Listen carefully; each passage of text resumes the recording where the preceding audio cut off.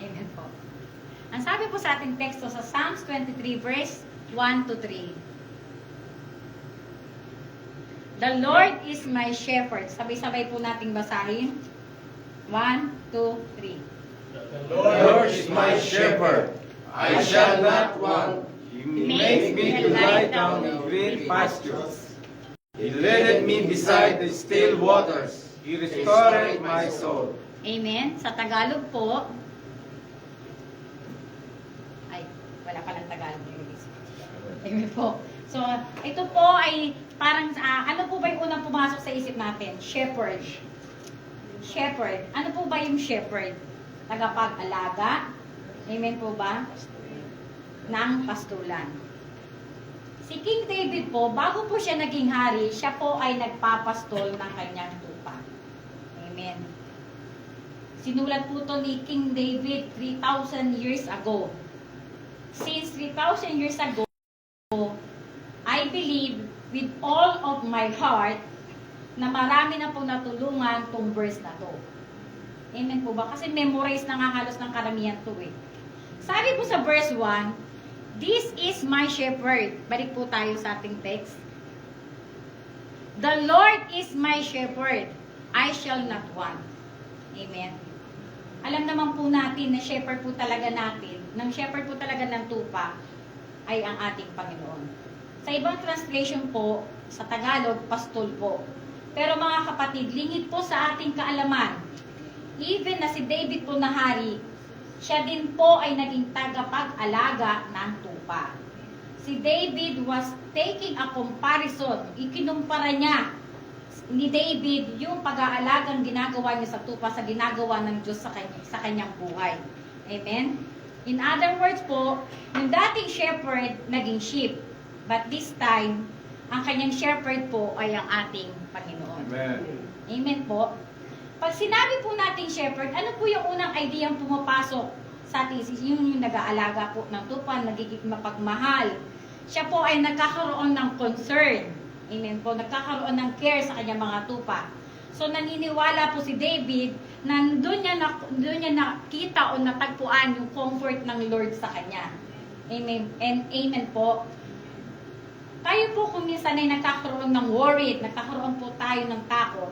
But I do believe sa verse na to, matatagpuan natin yung comfort and peace na binigay ng Lord sa atin. Amen po. Alam niyo po mga kapatid, pag po tayo ay nagkakaroon ng kasakitan, minsan nagkakaroon po tayo ng mga broken-hearted na nararamdaman sa buhay. Sino po una natin hinahanap na mag-aalaga sa atin? Kung ikaw ay may girlfriend or boyfriend, unang hinahanap mo yung pag-aalaga ng boyfriend mo or ng girlfriend mo. Kung ikaw naman po ay may asawa, sino po unang hinahanap yung mag-aalaga sa inyo? Ang inyong pong asawa. Ano pa po ba ang ating Panginoon na kaya tayong alagaan at ingatan? Amen po. Amen. Sabi sa John 10, He is a good shepherd. Nung si David po na He is my shepherd, sabi niya, the Lord is my shepherd. So, inangkin ni David na ang shepherd niya ay ang ating Panginoon. Amen. Amen po. Kaya naman po, ang title na binigay ng Lord sa umagang ito ay, Who is your shepherd? Sino ba ang shepherd mo? Baka iba na ang nag-aalaga sa iyo. Amen po. Akala natin, ang shepherd pa natin ay si Lord. Iba na pala ang shepherd mo. Amen. But, ang kabutihan at biyaya ng Panginoon, ang tema po natin ay, The Lord is my shepherd. Amen. So, angkinin natin na ang shepherd natin ay ang ating Panginoon. Amen po. Ikaw at ako, tulad ni David, mararanasan din po natin ang Diyos na ang tunay na shepherd ng ating buhay. Sapagkat nagtitiwala tayo na shepherd na meron siya ang pinakadakila sa lahat. Amen. Dahil ang shepherd natin ay ang ating Panginoon, ang Lord po ba ang shepherd ng buhay natin? Naniniwala ba kayo na si Lord ang shepherd ng buhay mo? Parang hindi po, no? Parang hindi po, no? Kasi, bakit kayo nakakaranas ng mga kagipitan, kalungkutan, at kasakitan? Minsan napapatanong tayo, Lord, ikaw pa ba yung shepherd ko? Amen. Pag sinabi natin, the Lord is my shepherd, inaangkin mo na si Lord yung shepherd ng buhay mo, so naniniwala ka, nagtitiwala ka, at nananampalataya ka na siya ang magbibigay ng pangangailangan mo. Ipo-provides niya yung needs mo. Amen. Ang sabi sa Philippians 4:19, but my God shall supply all your needs according to His riches in glory by Christ Jesus. Sa Tagalog po, at buhat sa hindi mauubos na kayamanan ng Diyos, ibibigay niya ang lahat ng inyong kailangan sa pamamagitan ni Kristo Jesus. Amen po. So marami po sa atin ngayon ang nawawalan ng tiwala. Totoo po yan. Kadalasan po talaga, mas nangunan na nawawalan tayo ng tiwala na isusupply ni Lord ang lahat ng ating pangangailangan. Kasi gusto agad natin, pag sinabi mo, pag pinag-pray mo, andyan na agad, ibibigay na agad-agad sa atin ng ating Panginoon. Mahirap po yan, mga kapatid. Kasi ang plano po sa atin ng Diyos, ang plano po sa atin is pagpalain niya tayo according to His riches and glory. Amen? Hindi po ba natin napapansin, araw-araw nagwo-worry tayo, no? Ay sinasabi natin, God will provide, pero hindi po nawawala sa ating yung worry. Buwan-buwan naman po, nakakaraos tayo, nakakasurvive tayo, lalo na pagka sinabi natin, pecha de peligro. Lord, 20 years na lang yung pera namin, ang tagal pa po ng sahod, pero magugulat ka na lang na survive mo yung 1 month. Nade-delay yung sahod mo, pero magugulat ka na lang, pinuprovide ni Lord yung pangangailangan mo. Magpapasalamat ka, Lord, sahod na naman, salamat po, Panginoon. Di po ba? Kumikilos ang Lord. Minsan may dahilan po kung bakit hindi natin makuha yung gusto natin. Dahil ibibigay niya yung mas kailangan mo. Mas kailangan natin. Di po ba? Ang salita po ng Panginoon ay puno po ng patunay na ang Diyos ay hindi nagpapabaya sa kanyang mga anak. Siya po ang Jehovah Jireh. So, no matter what needs or kakulungan na ang ating kinakaharap, remember po mga kapatid that God is already has the provision. Amen po. Whatever is physical or emotional or spiritual necessity, ano man yung mga pangangailangan mo, physical man yan, emotional man yan, o yung mga spiritual necessity na kailangan natin, kayang ibigay ng ating Panginoon yan. Siya nga yung magpo-provide eh. Di po ba?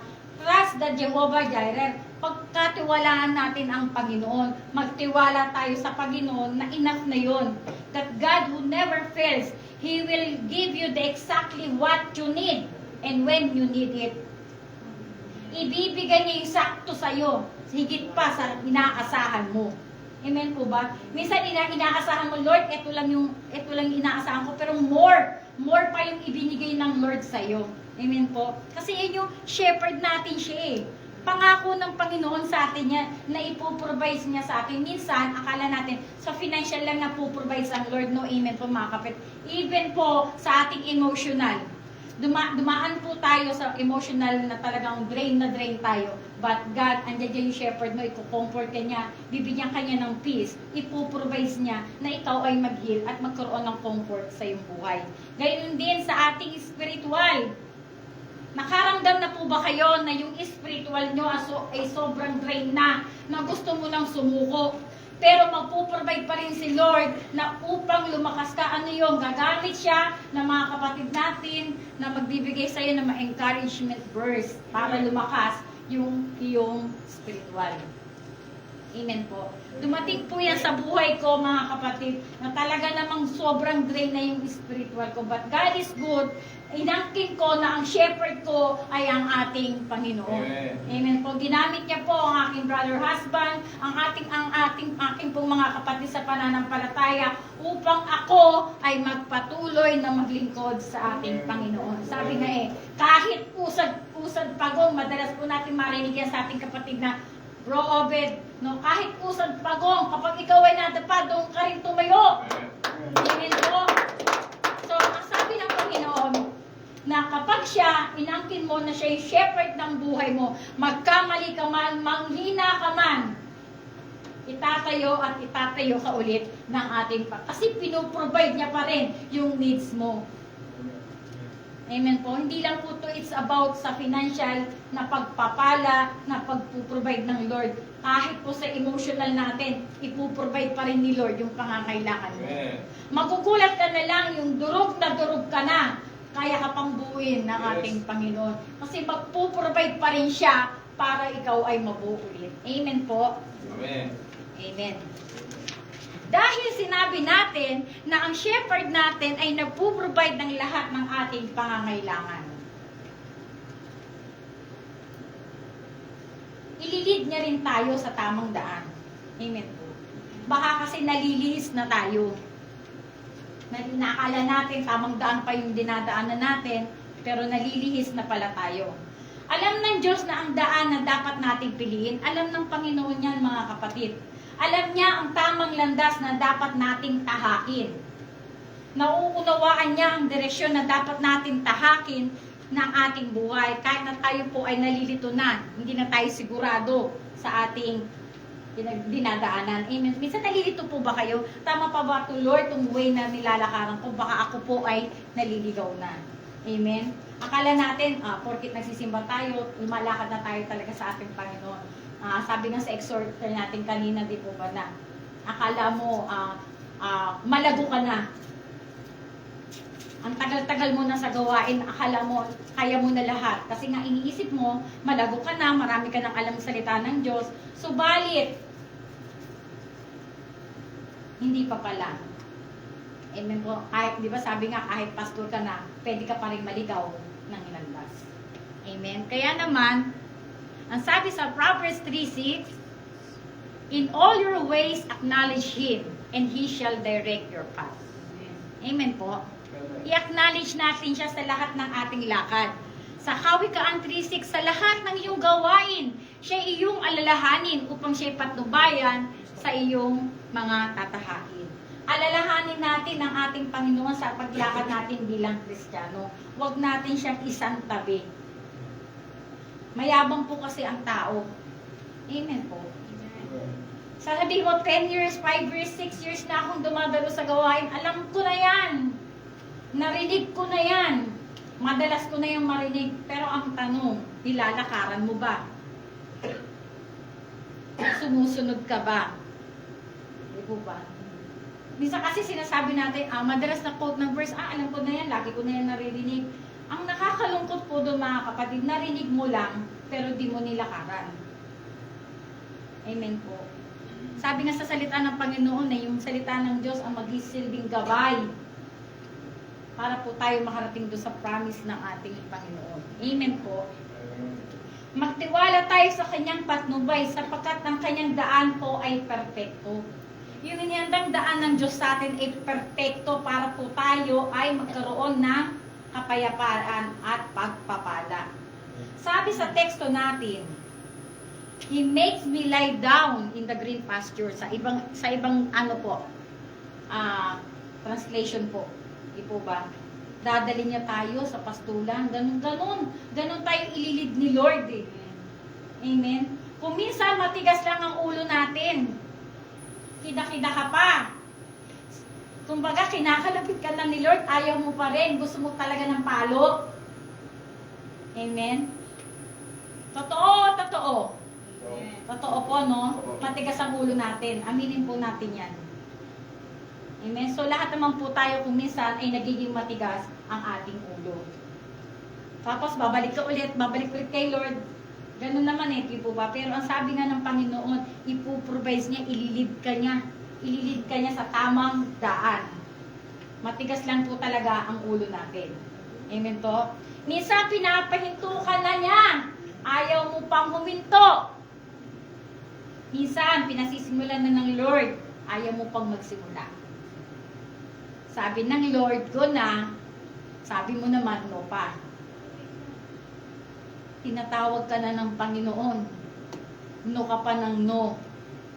pinasisimulan na sa'yo ng Diyos, ayaw mo pang simulan.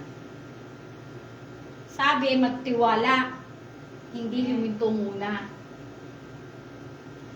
Huwag kang magduda, kapatid. Punong-puno ka na ng doubts. Baka hindi na, Lord.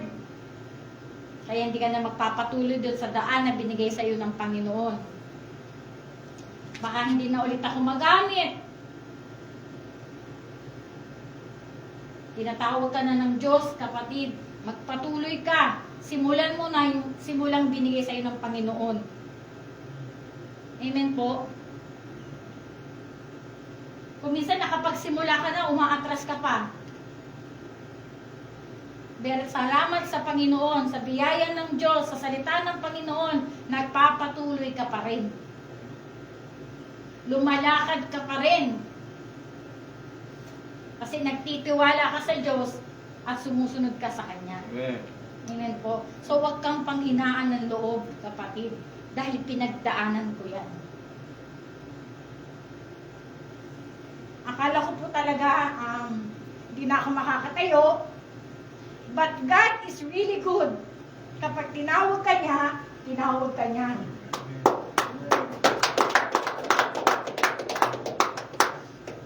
Kahit ayaw mo, pag tinawag ka na ng Panginoon, pag may pinasimulan na siya sa iyo, lakaran mo. Sabi ni Lord, iwanan mo na eh. Ano yung pinaiiwan sa iyo ng Panginoon? Yung bagay na nagiging hadlang sa paglilingkod mo sa Kanya. Sabi ni Lord, lubayan mo na yan. Nasasaktan ka na, ayaw mo pa rin sumunod. Nahihirapan ka na, ayaw mo pa rin sumunod. Amen? So, iwanan na natin, bitawan na natin yung mga bagay na makakapagpahinto sa atin dun sa path na binigay ng Lord sa atin. Amen po. Palakpakan po natin ang ating Panginoon. At ang sabi ng Lord, dahil siya yung shepherd ng buhay natin, i-restore niya naman tayo. Amen po. Naniniwala po ba kayo na kaya kang i-restore ng Lord? Amen. Amen. Ako nga, akala ko hindi na ako kaya, hindi na ako mare-restore ng Panginoon eh. Imagine niyo, sabi doon sa exhortation natin kanina, kahit ang pastor nga. Diba? Nangihina pa rin tayo, mga kapatid. Kaya wag po natin sasabihin tayo po ay malakas na. Amen po. Kaya kang i-restore ng Lord. Amen po. Ang sabi po sa Jeremiah 30:17, "For I will restore your health to you and heal you for your wounds, says the Lord. Because they call you an outcast, saying, this is Zion, no one seek her." Ang sabi po sa Tagalog, sapagkat pagiginhawain kita at pagagalingin kita sa iyong mga sugat. Sabi ng Panginoon, kanilang tinawag ka, natapon na sinasabi ito ang Zion na hindi hinahanap ng sinuman. So, na-mention po niya yung health and healing. Ito po signifies that only physical restoration. Hindi lang po ito para sa ating mga physical na restoration. Ito po ay pwede rin po siya sa ating emotional and spiritual renewal. Amen po. Hindi naman po pag sinabing kasakitan ka lang niya, i-re-restore mga kapatid. I-re-restore niya maging ang iyong spiritual na buhay at iyong emotional. Amen po. Sabi nga, when I am tired, He restores my soul. Diba? I-declare mo sa sarili mo na kapag ikaw ay napapagod, i-restore ka ng Panginoon. Na kapag ikaw ay nalulungkot, i-restore ka ng Lord eh. When I am worried, pag ikaw ay nag-worry, i-restore ka ng Panginoon. When I feel defeated, i-restore ka pa rin ng ating Panginoon. Dahil siya ang shepherd mo. Amen po. So, ang kinin natin na ang shepherd natin ay ang ating Panginoon. Marami po tayong kinakaharap sa ating buhay na akala natin hindi na, wala nang mangyayari, tapos na, dead end na. But God will restore you. Amen. I-restore niya ang lahat ng nawala sa iyo.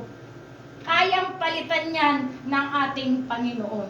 Amen po. Sa amin nga po mag-asawa, sa akin pong brother husband actually, talaga namang pong sinimot ni Satanas. But naniniwala kami na i-restore ng Lord yung lahat ng bagay na ninakaw sa atin ng ating Panginoon. Amen. Amen. Naniniwala kami na lahat ng iyon higit pa sa inaasahan namin Amen. sapagkat Amen. dinideclare namin na ang Diyos na aming pinaglilingkuran, ang Diyos na nag-provide, nagre-restore ng lahat ng Amen. bagay.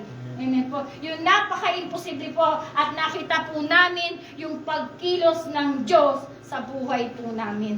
Amen po. Actually po yung ikama ni Jed, itong nakaraang salary, sabi ko sa aking brother husband, bayaran na naman, renewal na naman ang ikama ni Jed, sa namin kukunin yon. But God will provide, mga kapatid, no? Ni-restore niya talaga, gumagawa ang Diyos ng kaparaanan para matugunan yung aming pong pangangailangan. No, napaka-imposible, napakatagal ko na po sa IMC, hindi ko po alam na pwede po Yes, palang yes. ipasok doon yung pagre-renew ng ikama ni Jed. But God, binigyan niya ako ng wisdom ng dapat kong gawin. Nagtanong-tanong po ako, mga kapatid, sa akin, mga katrabaho, na may mga anak din na kung pwede na mag-loan ako para pang-renew ng ikama ni Jed. But God will provide po talaga, mga kapatid.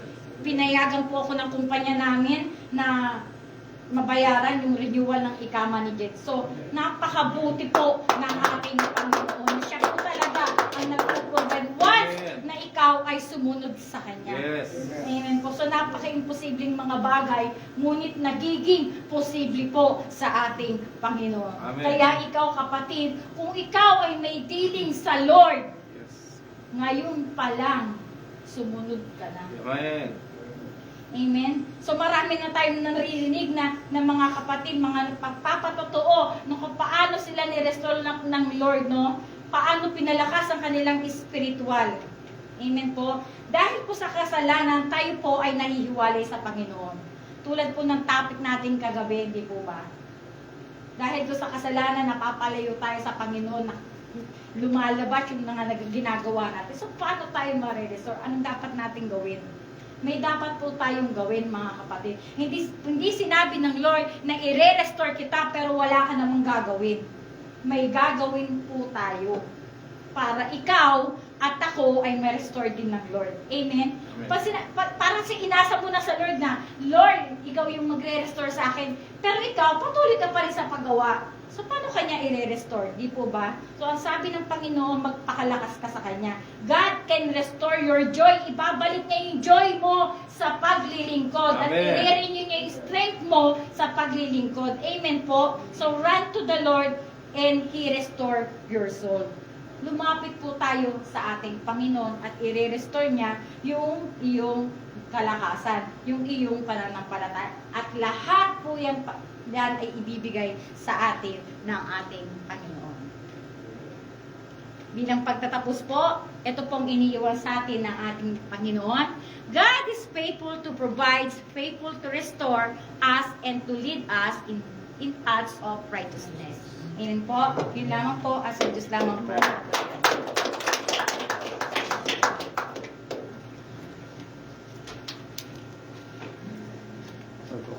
Ay, sorry. Amen. Manalangin po tayo. Hallelujah. Hallelujah, Lord.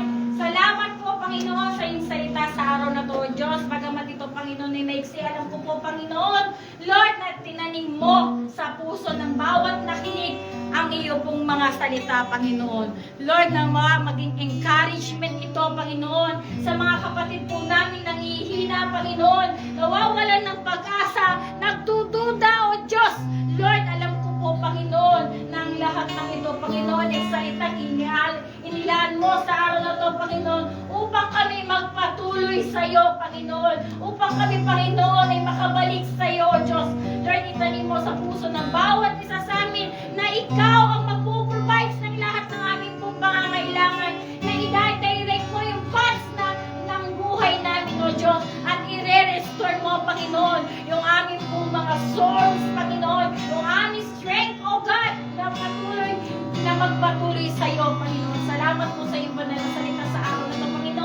Pagpalain niyo po itong Panginoon Lord God, sa iyo lamang po namin binabalik ang lahat ng kapurian, kadakilaan, magpakailanman. In Jesus' name, Amen and Amen.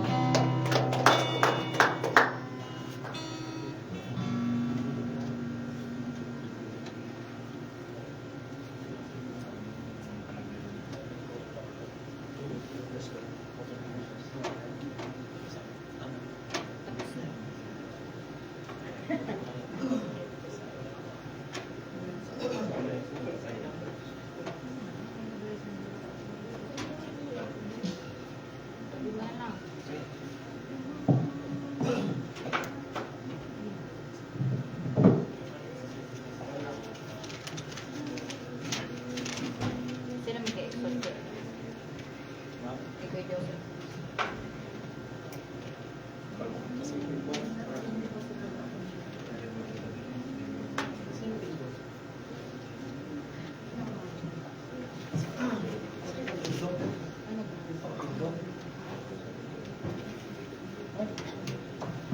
Amen? Pinagpala po ang ating salita ng Diyos sa araw na ito, no? Amen? Nabanggit po doon, mga kapatid, narinig ko natin. Amen? If you want to restore us, you need to, kailangan po ng pagsunod. Diba? Nabanggit po ng ating mensahe sa araw na ito. Amen? So, ang ating pong maikling verse po para sa ating pagbibigay, matatagpuan po natin sa Kawikaan 11:24. Amen. Sinabi po dito, mga kapatid, ang taong mapagbigay ay lalong yumayaman. Ngunit naghihirap ang tikom ng mga kamay. Amen? So tingnan niyo po yung mga katabi niyo. Amen? Alam niyo mga kapatid, yung taong mapagbigay, amen? Alam mo yung kagalakan ng kanyang puso. Nagra-radiate niya sa personality niya. Amen? Makikita nyo kung minsan, di ba? Yung mga taong mapagbigay, makikita nyo kahit, di mo halata na walang-wala eh. Di ba? Kahit wala yan, hindi mo makita kasi nakangiti sila. Kasi naniniwala sila, hindi sila maubusan, naniniwala sila na may Diyos. Amen, na nagpro-provide. Di ba? Sabi nga, God is faithful to provide. Sabi ng mensahe kanina. Amen? God will provide. Amen? So bakit pa tayo, in the first place, bakit pa tayo kailangan magbigay, mga kapatid? Una, amen? Sinabi po sa Genesis 1:27, tayo ay nilalang nakawangis ng Diyos. Ano po ba yung katangian ng ating Panginoon? Di ba? Mapagbigay. Kung madamot po tayo, sino po yung kawangis natin? Amen? So ang ating Diyos po ay napaka-generous. Amen? Kaya yun po yung katangian po na kailangan po natin gawin. Kailangan po din po natin gawin. Kasi ang Panginoon natin generous. Tayo ay nilalang, nakawangis ng Diyos, kaya kailangan po maging generous din po tayo. Pangalawang mga kapatid, dahil ito ay isang utos at pagpapala. Amen? Di ba sinabi niya sa Malakay 3:10? Sinasabihan tayo ng Panginoon. Amen? Magbigay kayo. Di ba sinabi ulit ng mensahe kanina? Go, anak, go! Pero sinasabi natin, wait. Lord, wait. Di ba? Sinasabi na ng Panginoon, anak, ibigay mo na. Pero tayo, teka lang Lord, teka lang. Kasi baka pagkulangin ako. Kasi marami akong mga bibilin pa. Baka wala. Kasi ganun tayo mga kapatid, puro baka. Sinasabi na ng Panginoon. And remember, may mga kapatid, in the first place, we are coming in the church. Di ba, kaya nga tayo dito kasi naniniwala tayo na may Diyos. Amen. Naniniwala tayo na yung presensya niya, yung presensya ng Diyos. Naniniwala tayo ng lahat. Amen, ay ibibigay ng ating Panginoon. Bakit pa tayo mag-aalangan na magbigay kung para sa kapurihan niya yung ating igagawin, di ba? Alam natin nandiyan yung Panginoon, nakikita niya ang lahat ng ating mga ginagawa. Nakikita niya kung ano yung mga ibinibigay natin para sa Kanya. Amen, para sa Kanyang kapurihan at kadakilaan. Amen, pangatlo, ang Panginoon ang may-ari ng langit at lupa, di ba? Yung pag-utos niya sa atin, mga kapatid na magbigay, hindi natin binibigay yung atin. Amen, kundi ibinabalik lang natin yung para sa Kanya. Amen, at bilang pagpapakita na yung appreciation po natin ng pera o yung mga yaman sa mundo doesn't come close pagmamahal at pagtitiwala natin sa ating Panginoon. Amen? So, pang-apat po, apat lang po ito, nabanggit po natin, yung pagtitiwala sa ating Panginoon. Amen? So, ang ating pagbibigay po pala ay pagtitiwala sa ating Panginoon. Paano naman po karoon kung natatakot ka magbigay? Ibig sabihin, nagwiwigil-wigil pa yung faith mo. Amen? Parang napakalungkot natin. Amen. Amen?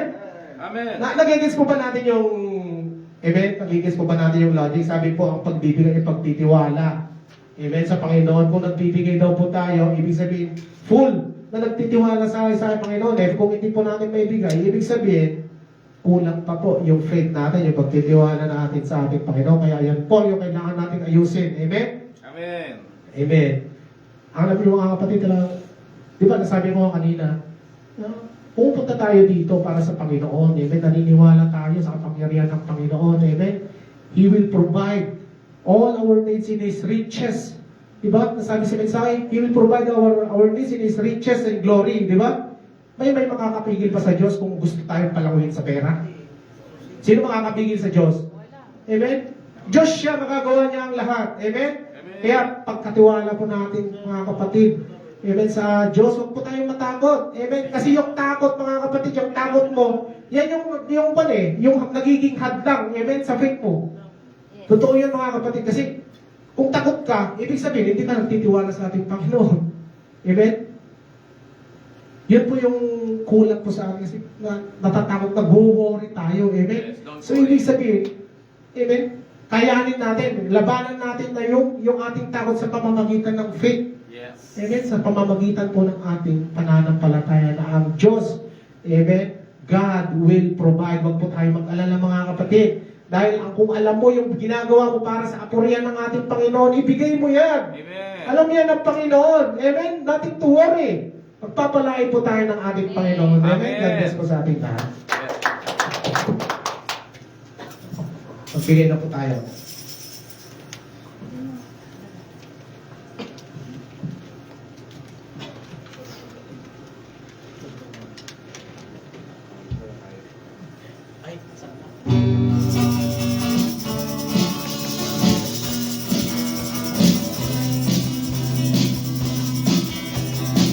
Blessed be your name, the land that is plentiful, the streams of abundance flow.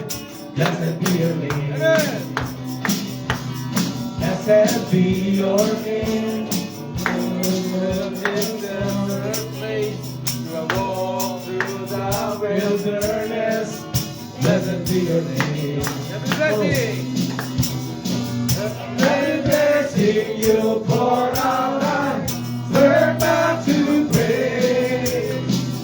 When the darkness closes in, Lord, still I will say, blessed be the name of the Lord. Blessed be your name. Blessed be the name of the Lord. Blessed be the blood you say. Tayo manalangin mga kapatid. Hallelujah, Panginoon. Nakabasbasan niyo po, Panginoon, mga handog na ito, Diyos, na nanggaling po sa mga masaya at mapagbigay ng puso, Panginoon. Lord, buksan niyo po ang aming mga puso, Panginoon. Pag-alala niyo po sa amin, Panginoon, ang kahalagaan ng pagbibigay at kahalagaan ng pagiging mong Diyos, Panginoon, na ikaw na provide, Panginoon. You will provide all our needs in your riches and glory, Panginoon. Kaya dapat wala mo kami pagkilala, Panginoon. Dahil ikaw ang Diyos, Panginoon, na kailangan kasaan. Lord, pagamitin niyo rin po, Panginoon, ang handog na ito para po sa kapurihan ng Panginoon, para po sa inilalabo ng iyong iglesia. Maraming salamat sa iyong kapurihan sa namin ni Jesus.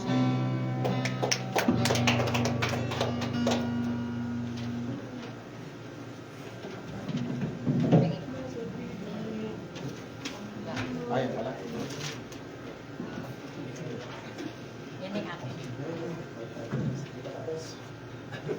Isang mapagpalang tanghali po sa ating lahat, mga kapatid. Kaya pala masakit yung mga Ako din eh. May ano pala, parang konti lang yun. Praise. Meron. Malaki. Mahina. Amen. Di naman po lingid sa atin, mga kapatid, na alam naman po natin kung ano po ang nangyari sa ating pong kapatid na Joseph.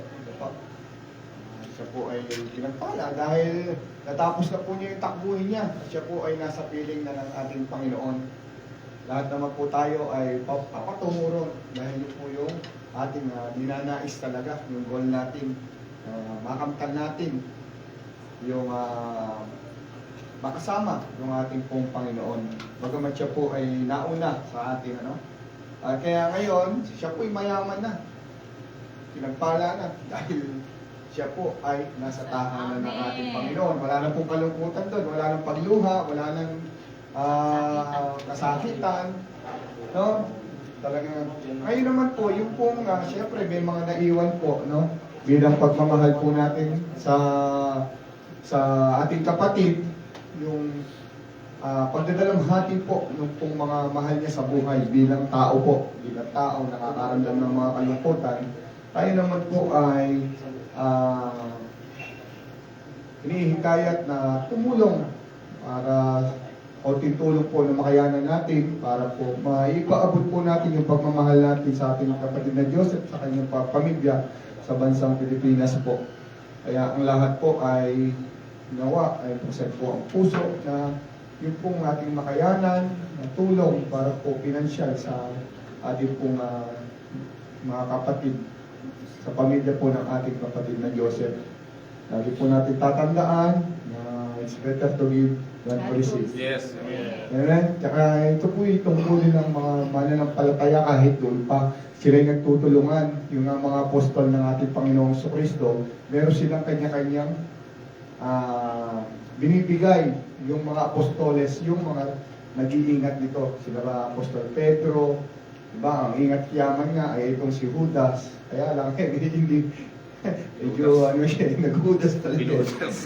Ibig sabihin, tumutulong sa mga mahirap talaga. Doon sa mga kapatiran, nakapuspalan. Tinutulungan talaga nila yung mga nangangailangan. Nawa ay ganun din po tayo para po lalong matuwa yung ating Panginoon para po sa pamilya po ng ating namayapang kapatid na po Joseph, Brother Joseph. Tayo po ay magbigay ayon po sa ating pong mga nakayanan. Amen. Salamat po. Iwat po natin itong tayo po'y umawit pa. Give thanks. Ano ga? Give Bigyan thanks. po natin ng give Ano ga? thanks. Give thanks. Bigyan po natin dyan.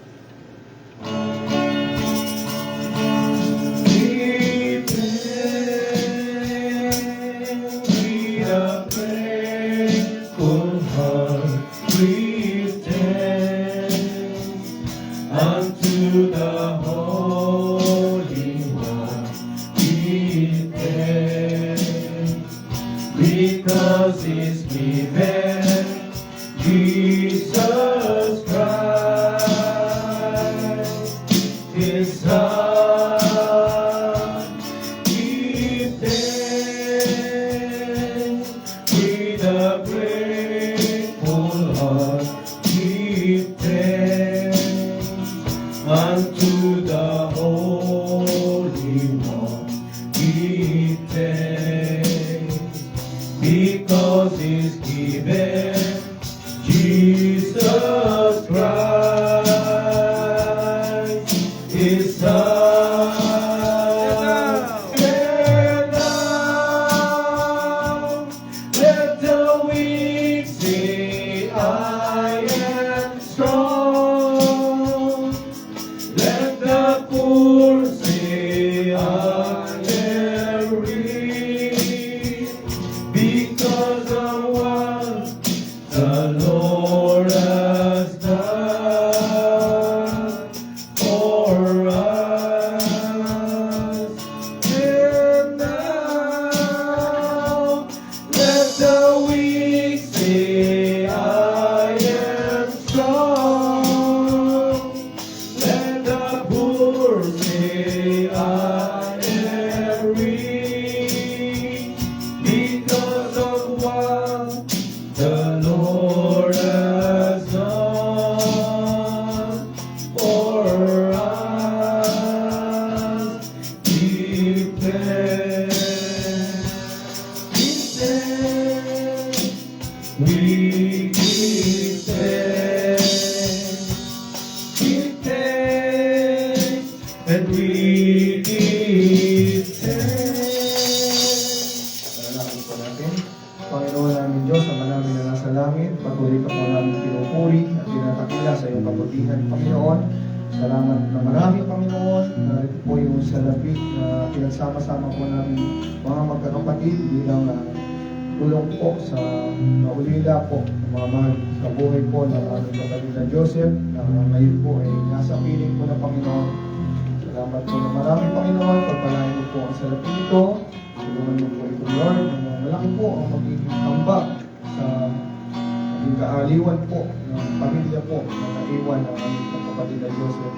Salamat po na marami. Patuloy mo po ang tulungan na maging giver, Panginoon, lalo higit sa mga kapatid po namin na mga nangangailangan. Salamat po, Lord, sa ilang pong kapulihan, sa pangalan po ng aming Panginoon sa Kristo. Amen.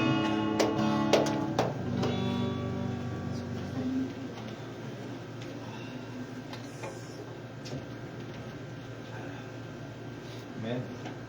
Bukas na po ang ating pulpito para sa magpapasalamat. Totoo, pag ginawang kabutihan ng ating Panginoon sa ating buhay. Amen. Sino po ang, bukas na po. Salamat po, Mas. Kaya nagsimbay. Salamat sa ating Panginoon. Amen. Salamat po sa ating Panginoong Diyos na buhay, sa kabutihan ginawa niya sa ating buhay. At salamat din sa konting panahon. Nakasama namin ang ating kapatid na Joseph. Amen. Dahil siya ay kakwarto namin. Amen. So wala pong masabi sa kapatid na Joseph sa pagkikasama namin sa bahay, sa paglilingkod niya sa Panginoon. Napakabuti niya na sinasabi mga kapatid sa taas talagang sa kanyang paglilingkod na hindi puso, walang reklamo, sa transport ministry, sa paggano ng mga paggawa sa mga church. Amen. So, bagamat na yun ang kalooban natin, Panginoon. Amen. Ay hanggang sa uli ay nandun yung kanyang pag-aaral. Nanatili siya sa ating Panginoon. At sa ganoon, yun, kasama na ng ating Panginoon, ating kapatid ng Diyos. Salamat sa ating kapatid na Annabel, sa mga salamat po sa inyong mga kapanalangin. Amen. Alam po po na lahat tayo talagang daigdig na manalangin. Amen. Na magbigay tulong sa ating kapatid ng Diyos. So, ang Panginoon po na lang po magbabalik sa atin ng mga pasasalamat. Amen. Salamat din po sa ating Panginoon sa pag-iingat na sa amin kahapon, yung nangyari kahapon na yung Masrin, yung taga-mobile na ano ba siya promodizer ba yun? Mga gano'n. Papalit na router. Oo, sabi niya ay papalit ng router. So pinapasok na namin siya dito, Masrin na yun. Pero iba na ang kutob ko. Pero kasi sa baba, nag-subscribe yung sa baba pinakita niya sa akin. Sabi ko, wala pang mabayaran, wala naman daw babayaran. Tapos nang na-enter niya na ikama niya, sigisigil ako 250. Sabi ko, wala akong pera, ito 10 dias lang ang pera ko. Wala din ano. Tapos ganyan-ganyan sa kwarto. Pumasok bigla sa kwarto namin. Alam ko naman nanin niya na si Jed. So, sabi niya, after 30 minutes daw, ay darating yung kasama niya. Nung medyo pinituban na ako rito, baka ito yung mga marami na, 30 minutes. So, bumaba na ako, agad iniwan ako muna sa Sister Tina na tinawag yung Haris para malaman ko talaga kung talagang taga-mobile yung oran yun. So, pagkakayot ko, yun na pala, hindi po na tayo yung pwede si Sister Tina. Nagtatabog si Sister Tina, sabi niya, wag mo papasukin yan dito, magyaki siya. So, nung pagkasabi niya yun, naging dilim ng paningin ko, so patawarin ako ng Panginoon. Nasuntok ko talaga sa mukha.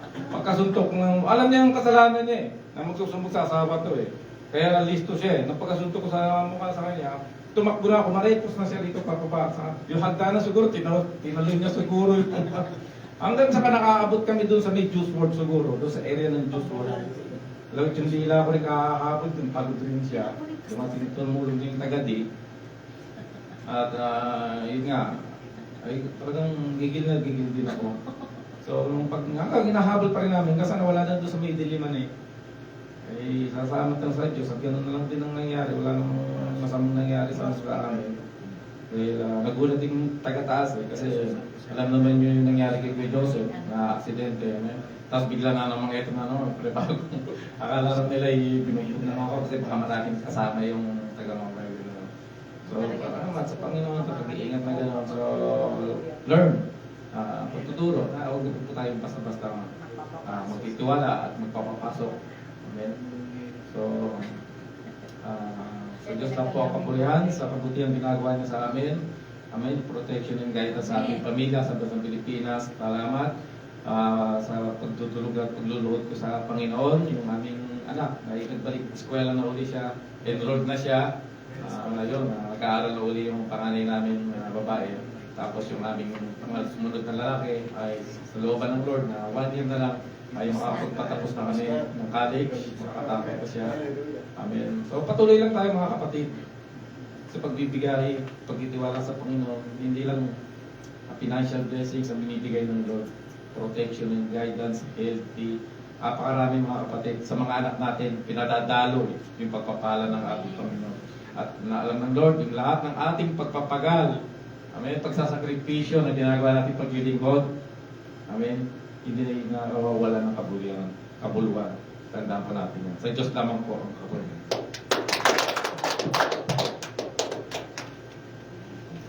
Ayun, tara na po. Spicy, wala pa.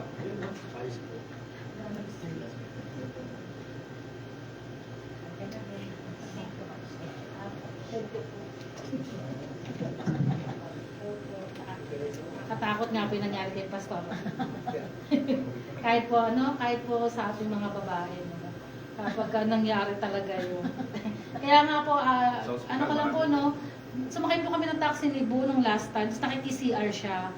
Sabi ni Bo, sa baba lang, wag sa taas sa kwarto. Doon sa tinuturuyan po namin. So, ngayon ko po naisip talaga na mahirap po magpapasok. Announcement po sa, ano din po next Friday? 25. Sa ano July. po, July 25 po. Time and the worship service start at 11 a.m. Magsabi lang po ng amen ang gagamitin po ng ating Panginoon. Bible reading, Pastor Marvin. Amen. Bible recitation, Bro George. Opening song, Jesus Worship Team. Opening prayer, Bro Romeo. Scripture reading, si Serena. Praise and worship, Jesus Worship Team. Speakers of God message, God will provide. Salvation message, Perfect time. Pastor Obed. Amen. Thanks and love offering, Pastor Marvin. Amen. Testimony and special number 3 minutes by Center. Announcement, Bro Merwin. Closing prayer ang inyong lingkod. Reminders po, bring lost soul to the Lord.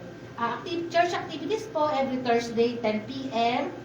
Prayer meeting, 10 p.m. Music practice po Friday, 10 a.m. po. Ngayon po, ang cook po next Friday si Bro Merwin po. Dishwasher po ngayon, Sister Tina and Bro Marvin. Amen. Church cleaner po, Bro John. Bro John. Bro John and Yeah. Bro George. Uniform po next po, white po. White. White. Oh, last Friday of the month na yun.